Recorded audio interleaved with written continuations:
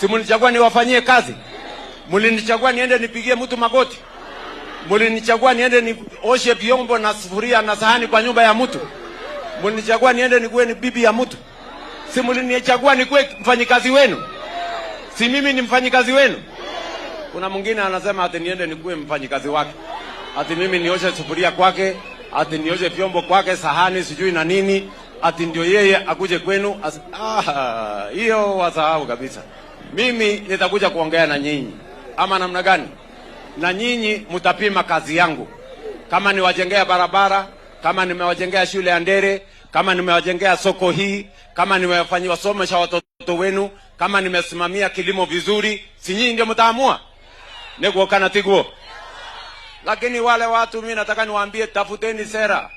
Wale watu wanatupigia makelele mingi, kiburi mingi, ati ile kazi kubwa wamefanya, ati nitafutia jina ati Kasongo. Sasa hiyo ni kazi mtu anaweza kusema ati amefanya kazi kubwa sana? Kutafutia mtu jina ni Sasa niwaulize, hata waniite Kasongo, si soko hii inaendelea? Si barabara ndio hii tumejenga? Si Ndera kwa shule inaendelea? Si Makuyu shuleni inaendelea? Si tima mimi naongeza? Niendelea ama nisiendelee? Niendelea ama nisiendelee? Sasa wale watu jameni hawana mpango yoyote.